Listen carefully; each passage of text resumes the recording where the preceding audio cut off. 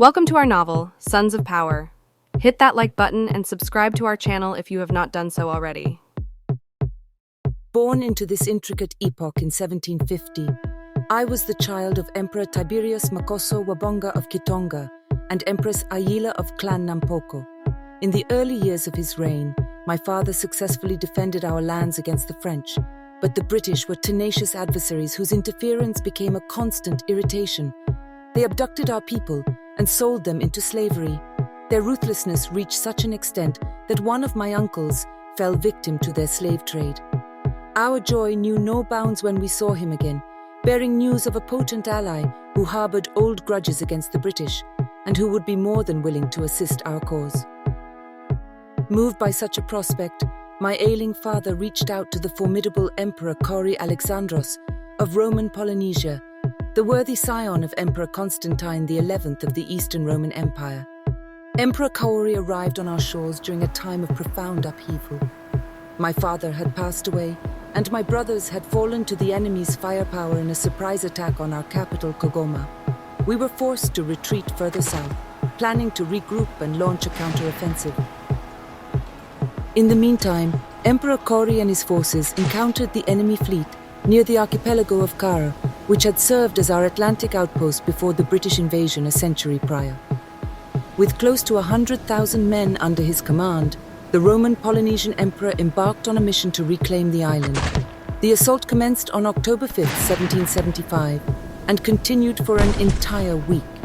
Eventually, the islands of the archipelago fell, and our ally sought to establish contact with us on the mainland, which he successfully achieved by December of that year. With his robust navy blockading the entire western front of the Kitonganese coast, the British were prevented from receiving supplies or organizing their forces. This allowed us to advance further north and recapture our capital. It was before the pivotal Battle of May 4, 1776, that I first met the captivating Roman Emperor. Age had not marred his striking features, and his years of waging war against the British had imbued him with a charisma revered by his soldiers and my uncle alike. United, we stormed Kogoma, seizing control of our territories once again. The subsequent months were marked by numerous skirmishes, both at sea and on land, as we endeavored to expel the invaders. Ultimately, the British were compelled to retreat after a crushing defeat in December 1776. As a token of our gratitude for his invaluable support, we gifted the Roman Polynesian ruler the archipelago of Kare, which he renamed the Cariades. This marked Roman Polynesia's first territorial hold in the Atlantic Ocean. Emperor Kauri's presence in our lands brought invaluable knowledge and advancements to Kitonga. Under his guidance, we learned to build war galleys and produce our own gunpowder and muskets. His contribution was a blessing, and a deep affection developed between us. He proposed to take me to his homeland, marry me there, and make me his empress. Hearing of his first wife's passing, he saw in me a youth and beauty that he believed would bear him powerful heirs who would make the world tremble. Eventually, I accepted his proposal, and we embarked for Waktalia on August 4, 1777. In my absence, Lord Nampoko assumed the role of Lord Protector of the realm, entrusted with the task of training the Kitonganese army to meet the standards of the Roman Polynesians. In Waktalia, I gave birth to our twin sons, Kauri Constantine and Richard Mazembe, on December 10, 1780. While my husband's palace was a remarkable place to raise our children, I always reminded myself that it could not be my permanent home. It was agreed that once the boys reached the age of 5, I would return to my people, bringing Prince Mazembe with me to succeed me as Emperor of Kitonga. The urgency of this departure could be accelerated if hostilities with the French and the British resumed. During my stay in these picturesque islands of Waktalia, I experienced the warmth and reverence of the people who embraced me as their empress. However, I also faced doubt and condescension from those who considered themselves superior due to their Greek heritage, youth, or historical names.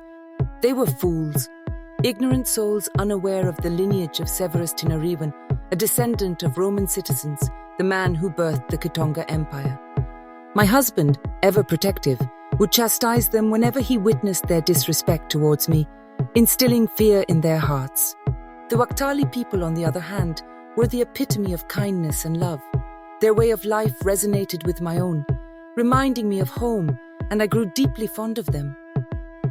An aging Lord Nampoko, yearning for the life he had left behind in Roman Polynesia, expressed his desire to return and spend his remaining days in the court of my husband. He was the admiral of the entire Atlantic fleet of Roman Polynesia, the one in charge of keeping Europeans away from our shores. With my children approaching their 5th birthday, I made the decision to bid farewell to my husband's people and return to my homeland to rule as Empress, a monarch destined to enjoy decades of peace. I consider myself privileged to have been a part of the history of this great nation. And as my husband's vitality waned, the treacherous seas made it too perilous for him to journey to visit me. Mazembe and I had the opportunity to visit Roman Polynesia one last time on his 15th birthday. I left after a stay of 3 months, but the lad spent a year at court with his brother, learning wisdom from the words of their aged father.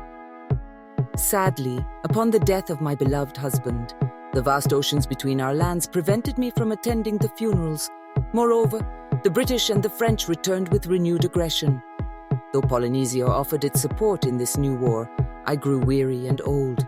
I receded into the shadows, passing the torch to my son Richard Mazembe, who, along with his brother, embarked on the fight against the enemy. I am confident that these two will shape the freedom of our people, striking against these greedy colonizers and killers. Only time will reveal the accuracy of my beliefs, but my part in this story has come to an end. May the Almighty be merciful to Kitonga and safeguard its freedom forever. In the next episode, prominent figures of the time honor the legacy of Emperor Kauri Alexandros. Either foes of friends, they remember the man who shaped global politics in the Southern Hemisphere in the 18th century. We would like to thank you for being faithful viewers. In order to continue posting about our novel, we rely on your support. So if you have not done it already, hit that like button and subscribe to our channel to watch our story evolve. We hope to see you in the next episode. Until then, cheers!